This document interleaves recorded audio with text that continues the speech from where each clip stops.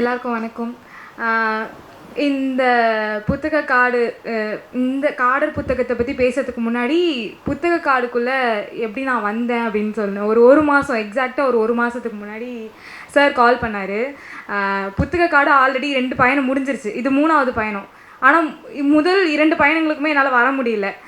வர முடியாத நேரத்தில் கால் பண்ணி 1 மாதத்துக்கு முன்னாடி கால் பண்ணி 3வது புத்தக காடில் நீ ஒரு புத்தகத்தை பரிந்துரை பண்ணணும் அப்படின்னு சொன்னார் சார். என்ன சார் சொல்கிறீங்க? நான் இன்னும் புத்தக காடுக்கு வரவே இல்லை, அதுக்குள்ளே இன்னொரு புத்தகத்தை பரிந்துரை என்ன சொல்கிறீங்க? இன்னும் இல்லைம்மா நீ பண்ணணும் அப்படின்னு சொன்னார். சரி ஓகே சார் நான் கண்டிப்பாக பண்ணுறேன் அப்படின்னு சொல்லி ஸ்டார்ட் பண்ணது தான் இது. அண்ட் அது 1 மாதம் முன்னாடி சொல்லிட்டாரு. ஒரு 2 வாரத்துக்கு முன்னாடி கால் பண்ணி உங்கள் கூட இன்னும் 2 பேர் பண்ணுறாங்க, எப்படி பண்ணுவாங்கன்னு தெரியும், இன்னும் 2 பேர் பண்ணுறாங்க, அதில் ஒரு பொண்ணு வந்து ஒரு ஸ்கூல் படிக்கிற பொண்ணு அப்படின்னாரு. எனக்கு ஐயோ ஸ்கூல் படிக்கிற, எனக்கு அதுதான் பயமே. ஸ்கூல் எப்படியும் பிச்சு கிளப்பிடுவாங்கன்னு தெரியும், அது ஒரு பயம். நேரில் வந்து பார்த்தோன்னே இன்னும் பயந்துட்டேன், ஐயோ பயங்கரமாக பேசிடுவாங்க போல் அப்படின்னு சொல்லிட்டு. அதுக்கேற்ற மாதிரி ரொம்ப அழகாக கதை சொன்னீங்க, செம்மையாக. அது வந்து வாய்ஸ் மாற்றி அதெல்லாம் சொன்னது ரொம்ப அழகாக இருந்துச்சு. அண்ட் இந்த கதைக்குள்ளே காடர் அப்படின்ற கதைக்குள்ளே போகிறதுக்கு முன்னாடி எழுத்தாளரை இப்போ நான் வந்தபோது பார்த்தபோது, நாங்கள் ஜனவரி 1 வந்து கோயம்புத்தூர் போயிருந்தோம் சார். நாங்கள் சார் எல்லாருமே போயிருந்தோம். அங்கே வந்து வட்டார வழக்கே இல்லை யார்கிட்டையுமே. ரொம்ப மனசுக்கு ரொம்ப கஷ்டமாக இருந்துச்சு. என்ன கோயம்புத்தூர் வந்திருக்கோம், யாருமே வட்டார வழக்கே பேச மாட்டேங்கிறாங்க அப்படின்னு சொல்லிட்டு நான் சார் கிட்ட கேட்டேன், என்ன சார் யாருமே அப்படி பேசவே மாட்டேங்கிறாங்க, எல்லாம் மாறியாச்சுமா, எல்லாம் சோஷியல் மீடியா டிவிலாம் வந்து மாறிடுச்சு, உங்களை பார்த்தோன்னு நீங்கள் அப்படி பேசினா ரொம்ப சந்தோஷம், உண்மையாகவே ரொம்ப சந்தோஷமாக இருந்துச்சு சார். ஆமாம், அந்த வட்டார வழக்கு கேட்கும்போது பரவாயில்ல பேசுகிறாங்க அப்படின்ற மாதிரி இருந்துச்சு. இந்த காடர் புத்தகம் வந்து ரொம்பவே ஒரு முக்கியமான புத்தகமாக நான் பார்க்குறேன். ஏன்னா ஒரு இனம், ஒரு நம்மளோட இடம் இது அப்படின்னு நம்ம நினச்சி ஒரு இடத்துல வாழும்போது அது உண்டு இல்லை நீ கிளம்பு அப்படின்னு ஒருத்தவங்க வந்து சொன்னாங்கன்னா அது எவ்வளோ ஒரு வலியை கொடுக்கக்கூடியதாக இருக்கும் அப்படின்றத இந்த 10 சிறுகதைகளுமே வந்து 10 சிறுகதைகளும் ஒரு 6-7 சிறுகதைகள் அதை பற்றி பேசியிருக்கு அப்படின்னு நினைக்கிறேன். என்னன்னா நான் எப்பயுமே சொல்வேன், இதுக்கு முன்னாடி நான் சார்கிட்ட கூட பேசியிருக்கேன், இந்த சென்ட்ரல் அந்த ஏரியாவில் போகும்போதெல்லாம் வந்து நிறைய பேர் பிளாட்ஃபார்மில் தங்கியிருப்பாங்க இல்லையா, அவங்களுக்குலாம் தனி இடம் கொடுத்துருப்பாங்க. ஆனால் அவங்க அங்கே போயிருக்க மாட்டாங்க. ஏன்னா நான் எப்பயுமே ஒரு விஷயம் நம்புறது என்னென்னா, ஒருத்தவங்களை முன்னேற்றணும்னு நினைக்கிறீங்கன்னா அவங்க எந்த இடத்துல இருக்காங்களோ அதே இடத்துல அவங்கள முன்னேற்றணும்னு நினைங்க. அதை விட்டு வெளியே ஏற்றி அது முன்னேற்றம் கொடுக்கணும் அப்படின்னு சொல்லிட்டு எப்பயுமே நினைக்க வேண்டாம். ஏன்னா அது அவங்களோட இடம்னு சொல்லிட்டு அவங்க பல தலைமுறைகளாக அங்கே வாழ்ந்துருக்காங்க இல்லையா, அதை தாண்டி அவங்க எங்கேயுமே போய் அதை ஏற்றுக்க முடியாது அவங்களால அப்படின்றத நான் சென்னையில் பற்றி பேசியிருந்தேன். இது வந்து காடுகளில் வாழ்கிற குடிமக்களை பற்றி இந்த புத்தகத்தில் பேசியிருக்காங்க.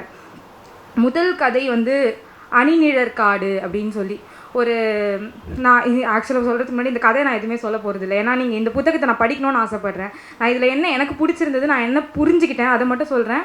கண்டிப்பாக எல்லோரும் கதையை படித்து பாருங்கள்.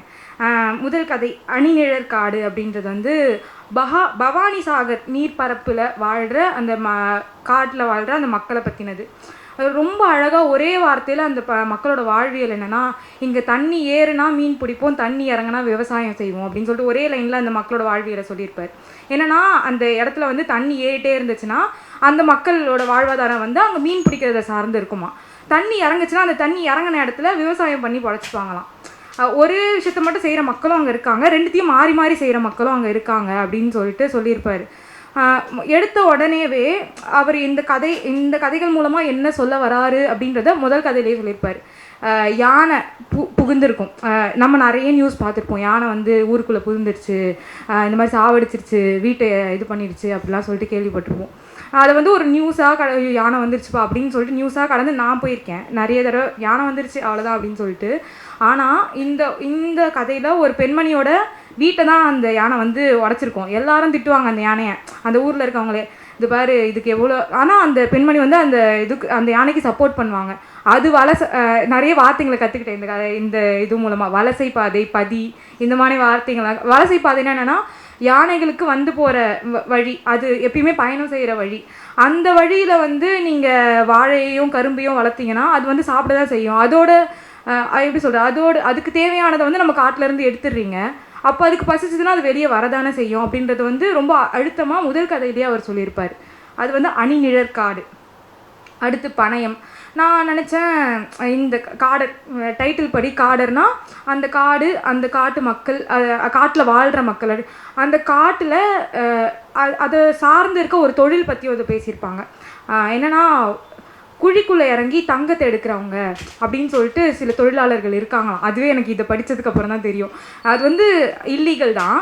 அங்கே வந்து தங்கம் இன்னமும் பழசாக பெருசாக கிடைக்கும் அப்படின்னும் கிடையாது. அது பிரிட்டிஷ்காரங்க காலத்தில் ஆரம்பித்தது, பெருசாக கிடைக்கலன்னு சொல்லிட்டு அவங்க விட்டுட்டு போயிட்டாங்க.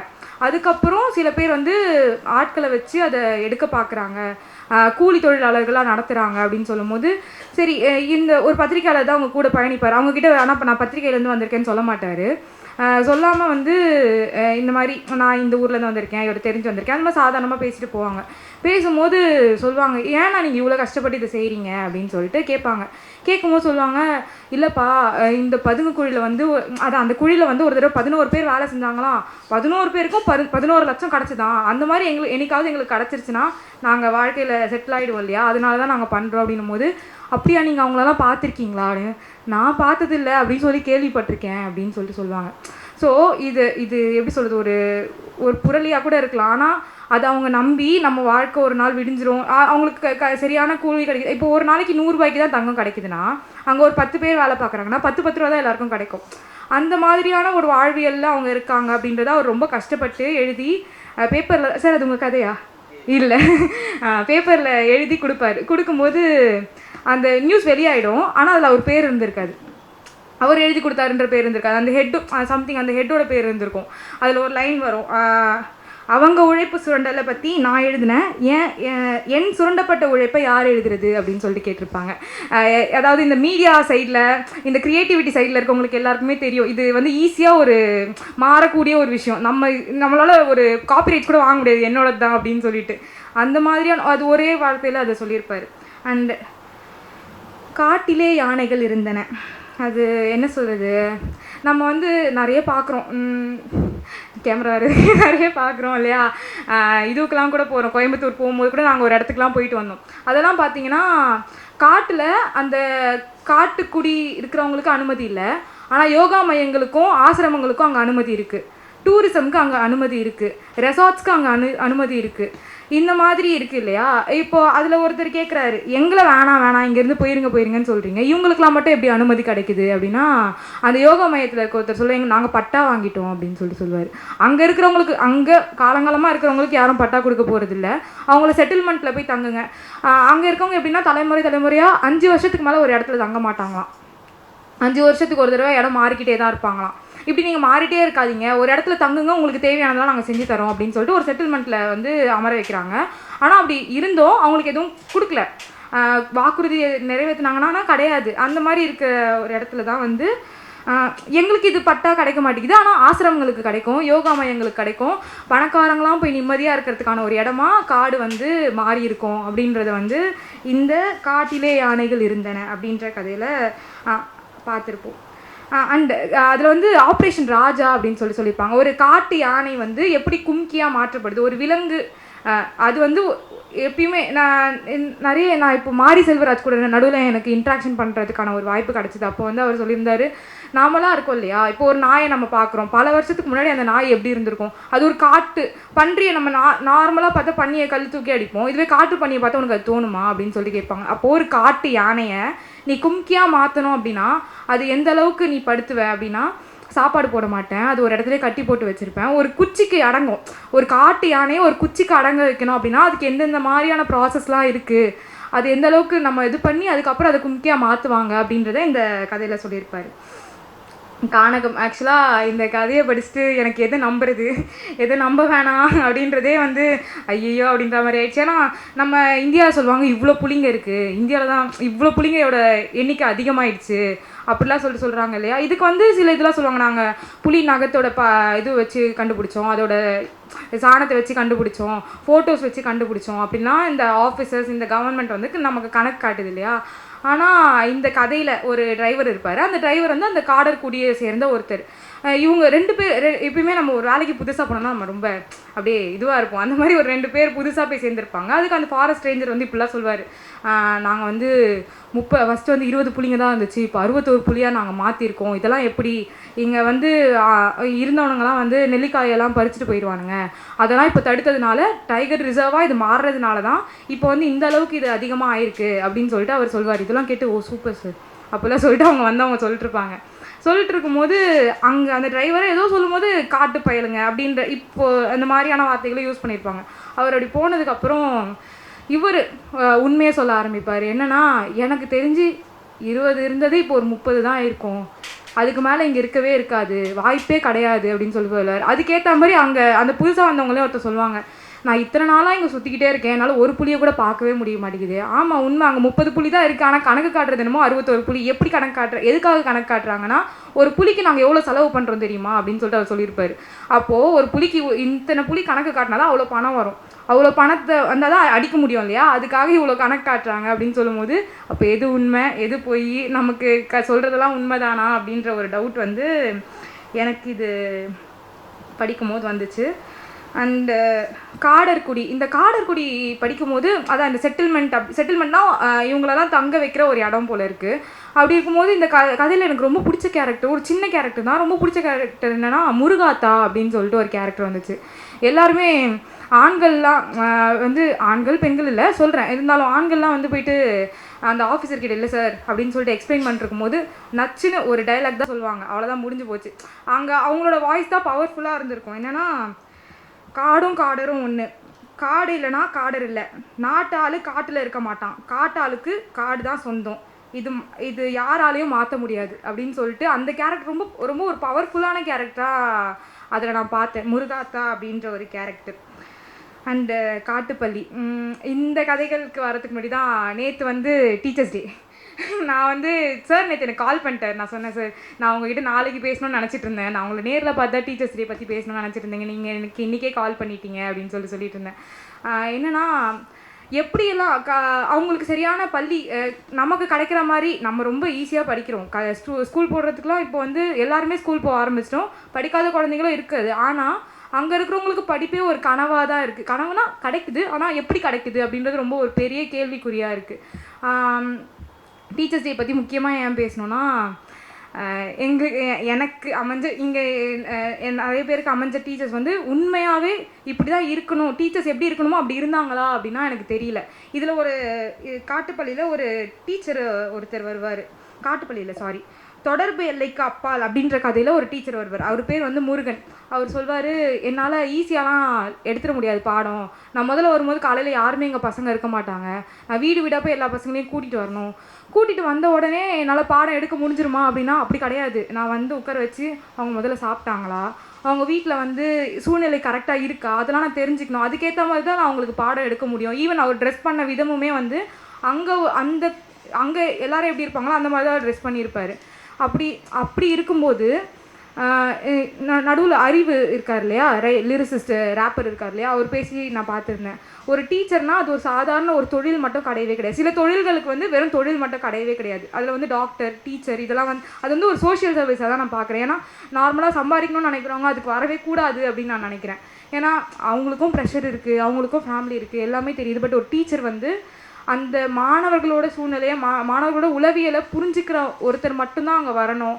அவங்களோட ப்ரெஷர், வீட்டில் இருக்க ப்ரெஷரை ஸ்கூலில் வந்து இறக்குற ஒரு டீச்சராக வரவே கூடாது அப்படின்றத நினைக்கிறேன். அண்டு சில டீச்சர்ஸ் எனக்கு ரொம்பவே அமைஞ்சிருக்காங்க. அதில் கண்டிப்பாக சாரையும் ஒருத்தராக சொல்லணும். ஏன்னா நான் இங்கே மட்டும் நின்று இல்லை, நான் வெளியே போயிட்டு எந்த ஒரு நான் லைஃப்பில் இதுக்கப்புறம் நான் எது பண்ணுறதா இருந்தாலும் சரி, எனக்கு ஒரு மிகப்பெரிய தைரியம் கொடுத்தவர்களெல்லாம் இல்லை, தைரியம் கொடுத்தவர் ஒருத்தர், ஸ்டார்ட் பண்ணவர் இவர் அப்படின்னு தான் நான் முதல்ல சொல்வேன். ஏன்னா ஒரு ஸ்டேஜில் ஏற்றி உன்னால் முடியும். நான் எங்கேயோ ஒரு புத்தக கார்டு முதல்ல ஸ்டார்ட் ஆகும்போது எழுந்து நின்று பேசும்போது அடுத்து நீ பேசுமா அப்படின்னு சொல்கிறதே வந்து பெரிய விஷயம். ஏன்னா நிறைய பேர் இருந்திருப்பாங்க, நீ அடுத்து பேசுமா அப்படின்னு சொல்கிறதே வந்து பெரிய விஷயம். அந்த மாதிரி டீச்சர்ஸ் டேயில் happy teachers day sir. And Kattupalli இதில் வந்து ஜெயராஜ் அப்படின்ற ஒரு டீச்சர் எப்படி அவங்களுக்குலாம் எப்படி கல்வி எடுக்க முடியும் அப்படின்னா, சாதாரணமாக போய் எடுத்துகிட்டு வந்துட முடியுமானா அப்படி கிடையாது. அங்கே போயிட்டு வர பாதையே வந்து ரொம்ப அபாயம் அப்படின்னே சொல்லலாம். ஏன்னா அங்கே இருக்கிறவங்களுக்கு அதை பற்றி தெரியும், அங்கே வாழ்கிற மக்களுக்கு அதை பற்றி தெரியும். ஆனால் ஒரு சாதாரணவங்களுக்கு அங்கே போய் ஈஸியாக போயிட்டு வர முடியுமா அப்படின்னா முடியாது. அப்படி ஒரு நாள் அவர் வந்து திங்கக்கிழமை போயிட்டு வெள்ளிக்கிழமை வரைக்கும் அங்கேயே தான் இருந்துட்டு 2 நாள் மட்டும் தான் ஊருக்கு போயிட்டு வருவார். அந்த மாதிரி தியாகம் பண்ணி தான் வந்து அந்த பசங்களுக்கு அவர் பாடம் எடுத்துகிட்டு இருப்பார். ஒரு நாள் அவர் போகும்போது யானை எதிர்க்க வரும், தாய் யானையும் குட்டி யானையும் எதிர்க்க வரும். அவர் பயந்துருவார். பயந்துட்டு நம்மளை தான் அடிக்க வருதுன்னு நினச்சி ஓடுவார். அப்புறம் பார்த்தா கடைசி திரும்பி பார்த்தா ஒரு ஆண் யானை பின்னாடி நின்றுட்டுருக்கோம். அது வந்து அது துணையை தேடி குடும்பமாக ட்ராவல் பண்ணுறதுக்காக வந்துட்டுருக்கோம். ஆனால் அவர் பயந்து போய் விழுந்துருவார். அப்படி இருக்கும்போது இன்னொரு டீச்சரும் அந்த ஸ்கூலில் இருப்பார். 1ஆம் கிளாஸ் மொத்தமே 3ஆம் கிளாஸ் வரைக்கும் தான் அந்த ஸ்கூலில் இருக்கும். ஆனால் எல்லாத்துக்கும் இவர் ஒருத்தர் மட்டும் தான் பாடம் எடுத்துகிட்டு இருப்பார். அப்படி இருக்கும்போது அந்த பசங்களாம் சரி நமக்கு போச்சு, இனிமேல் ஸ்கூல்லாம் நடக்காது அப்படின்னு நினைக்கும் போது அடுத்த நாள் சுதாகர்னு ஒருத்தர் வருவார். சார் சரியாகி வர வரைக்கும் நான் எடுப்பேன் அப்படின்னு சொல்லுவார். அதில் சடையன் வீரான்னு ஒருத்தர் பார்த்து கேட்பார், இந்த காட்டு பயலுங்களுக்காக ஏன் சார் இதெல்லாம் செய்கிறீங்க அப்படின்னு சொல்லும்போது ஒரு சின்ன ஸ்மைல் மட்டும்தான் பதிலாக இருக்கும். உங்களுக்காக நான் செய்வேன் அப்படின்ற மாதிரி ஒரு சின்ன ஸ்மைல் தான் இருக்கும். அண்டு தொடர்பு எல்லைக்கு அப்பால், இது ஒரு ஸ்டூடெண்ட்டாக நான் படிக்கும்போது ரொம்பவே வலியே கொடுத்த ஒரு விஷயமாக தான் நான் பார்க்குறேன். ஏன்னா நான் படிக்கிறதே பெரிய விஷயம், நான் ஒரு விஷயத்தை பண்ணுறதே பெரிய விஷயம் அப்படின்னும் போது அதுக்கு எவ்வளோ விஷயங்கள் தடையாக வருது. நான் இந்த சூழ்நிலையிலேருந்து இப்போது 2 வருஷம் தான் வந்து அதாவது நார்மல் படிப்பு படிக்காதவங்க 2 வருஷம் தான் வந்து படிக்க முடியும் ஒரு இடத்துல. அந்த சார் அது எனக்கு கரெக்டாக சொல்ல தெரியல, குழந்தை தொழிலாளர்கள் படிக்கிற இடத்துல 2 வருஷம் மட்டும் தான் படிக்க முடியும். அடுத்து வெளியே போய் தான் படிக்கணும். அந்த காட்டுக்குள்ளேயே படிக்க முடியாது, வெளியே போய் தான் படிக்கணும். அப்படி ஒரு பையன் 2 வருஷம் அங்கே படிச்சுட்டு மறுபடியும் வெளியே போய் படிச்சுட்டு மேல்நிலை பள்ளியும் இன்னும் ட்ராவல் பண்ணி போய் படிச்சுட்டு வர்றதுக்குள்ளே, ஒரு நாள் போய் அவன் ட்ராவல் பண்ணிட்டு வர்றதுக்குள்ளே எவ்வளோ அவன் டயர்டாகான். நம்ம சாதாரணமாக ஸ்கூலுக்கு போயிட்டு வரதுக்கே நம்ம எவ்வளோ டயர்டாகும். அவங்க அவ்வளோ ட்ராவல் பண்ணி போய் படிச்சுட்டு வந்து 600க்கு 522 மதிப்பெண்ணும் இதை எடுத்திருப்பான். அந்த மாநிலத்திலேயே வந்து அந்த பிரிவுகளில் பழங்குடியினர் பிரிவில் அவன் தான் ஃபஸ்ட்டு இதுவாக இருந்திருப்பான். அவன் வந்து வெட்ரினரி டாக்டர் ஆகணும்னு ஆசைப்பட்டிருப்பான். அது வந்து சம்திங் அந்த 12th குரூப் எதுவும் மாற்றி எடுத்த ஒரு காரணத்தினால அவனால் கடைசி வரைக்கும் அது ஆகவே முடியாது. ஒரு பத்திரிகையாளர் போயிட்டு இதை வந்து ஒரு நியூஸாக பப்ளிஷ் பண்ணி சிஎம் வரைக்கும் போய் பார்த்துட்டு வந்துடுவாங்க. சிஎம் வரைக்கும் போய் பார்த்துட்டு வந்தோடனே இவர் வேலைகளை பார்க்க ஆரம்பிச்சிடுவார் இல்லையா அந்த பத்திரிகையாளர். அப்படிங்கும்போது அந்த பையனை மறந்துட்டு இருப்பார். மறந்துட்டு இருக்கும்போது திடீர்னு ஒரு நாள் பேசும்போது இல்லை அந்த பையனுக்கு கிடைக்கல அப்படின்னு சொல்லிட்டு அவர் கேள்விப்படுறாரு. கேள்விப்பட்டோடனே அது ஏன் கிடைக்கல, நம்ம போய் பேசணும், இவ்வளோ பேர் அதை பற்றி பேசினாங்களே எப்படி கிடைக்கவே இல்லை அப்படின்னும் போது சில பர்சன்டேஜ்லாம் சொல்லுவாங்கல்ல, இவங்களுக்கு இந்த பர்சன்டேஜ் தான், அதுலேயும் இவங்களுக்கு இந்த 1% தான், அந்த 1% வரும்போது இவங்களுக்கு இது கிடைக்காது அப்படின்னு சொல்லும் போது அந்த பையன் சரி அந்த டீச்சர் சொல்லுவார், இல்லைடா நான் உன்னை வேறு ப்ரைவேட் காலேஜில் வேறு ஏதாவது சேர்த்து விட்றேன் நீ படி அப்படின்னு சொல்லும்போது நான் என்ன நினச்சேன், நான் படித்து என் தம்பி தங்கச்சிங்க இந்த ஊரில் இருக்க பசங்களெல்லாம் நான் பெரிய ஆள் ஆக்கிடுவேன்னு நான் நினச்சேன். நான் படிக்கிறதே பெரிய விஷயம், இதில் எனக்கு தகுதி தகுதி இல்லாமல் நான் கேட்கல, எனக்கு தகுதி இருக்குது, தகுதி இருந்தும் நீங்கள் எனக்கு கொடுக்காத போது நான் எப்படி இதுலேருந்து நான் எப்படி வெளியே வருவேன் அப்படின்னு சொல்லிட்டு அந்த பையன் திரும்பி அவனோட மன உளைச்சல் எப்படி இருக்குன்னா அவன் அதுக்கப்புறம் மேலே படிப்பானானே தெரியாது. அதுக்கப்புறம் அந்த பத்திரிகையாளரால் எவ்வளோ தேடி அந்த பையனை கடைசி வரைக்கும் கண்டுபிடிக்கவே முடியாது. அவனை திருப்பி இவருக்கு என்னென்னா ஒரு குற்ற உணர்ச்சி வந்துடும், நம்ம மறுபடியும் ஒரு ஹோப் கொடுத்துருந்தோம் அவனுக்கு கண்டிப்பாக கிடச்சிரும்னு சொல்லிட்டு, ஆனால் நம்ம கடைசி வரைக்கும் அது கிடைக்கல அவனுக்கு அப்படின்னு சொல்லிட்டு, ஆனால் அவனால் கடைசி வரைக்கும் அவனை அந்த பையனை அவன் திருப்பி பார்க்கவே முடியாது. அப்படி ஒரு கதை வந்து தொடர்பு எல்லைக்கு அப்பால். வனவாசி, எனக்கு இந்த தொடர்பு எல்லைக்கு அப்பால் படிக்கும் போதும் சடையன் அப்படின்ற ஒரு கேரக்டர் வந்து என்னை ரொம்ப கலங்க வச்சுது. என்னென்னா சார் நமக்கு அவர் சொல்வார், அந்த இடத்துல ஒரு பள்ளி இருக்கும், அந்த இடத்த அவர் தான் இலவசமாக அந்த மாணவர்களுக்கு கொடுத்துருப்பாரு. இவர் கேட்பார், ஏன் சார் எப்படி சார் கொடுத்தீங்க அப்படின்னு சொல்லும்போது, சரி நமக்கு முன்னாடி இருந்தவங்களும் போயிட்டாங்க, நம்மளும் போயிடுவோம், ஆனால் இந்த பள்ளிக்கூடம் எப்பயுமே இருக்கும் சார், பசங்க நல்லா இருப்பாங்க அப்படின்னு சொல்லும்போது எனக்கு அது படிக்கும்போது ஒரு மாதிரி ரொம்ப எமோஷ்னல் ஆச்சு. அதே மாதிரி தான் இந்த வனவாசி கதை தான் ரொம்ப வலி மிகுந்த கதையாக இந்த சிறுகதை தொகுப்பில் நான் பார்க்குறேன். என்னென்னா ஒரு காடற்குடியை சேர்ந்த ஒருத்தர் தான், அவர் வந்து அவரோட இடத்துல வந்து வாழ்ந்துட்டுருப்பார், வாழை வளர்ப்பார். ஆனால் இது ஃபாரஸ்ட் ரேஞ்சர் வந்து இங்கே வந்து வாழை வளர்க்கக்கூடாது, இது வந்து ஒரு காட்டுக்குள்ளே இருக்க ஒரு இடம், இங்கே வந்து வாழையெல்லாம் வளர்க்கக்கூடாது அப்படின்னு சொல்லிட்டு அவங்களோட வாழ்வாதாரத்தை அழிச்சிருவாங்க. சரி அடுத்து என்ன பண்ணலாம், அங்கே இருக்க கிழங்கு, அப்புறம் வந்து நெல்லிக்காய், தேன், கடுக்காய் இதெல்லாம் சரி எடுத்துகிட்டு வந்து விற்று அது மூலமாக அவங்க வாழ்க்கையை ஓட்டிகிட்ருப்பாங்க. அப்புறம் என்ன சொல்கிறாங்க, இல்லை இங்கே நீங்கள் இருக்கவே கூடாது, இது வந்து ஒரு டைகர் ரிசர்வாக மாறுது அப்படின்னு சொல்லும்போது அங்கே இருக்கவே கூடாதுன்றாங்க. சரி அங்கேருந்து வெளியே வராங்க, வெளியே வந்திருக்க நம்ம ஒரு இடத்த விட்டு வெளியே வந்திருக்குது, அது அவ்வளோ ஒரு சாதாரணமான விஷயம் இல்லையே, இல்லை கிடையவே கிடையாது.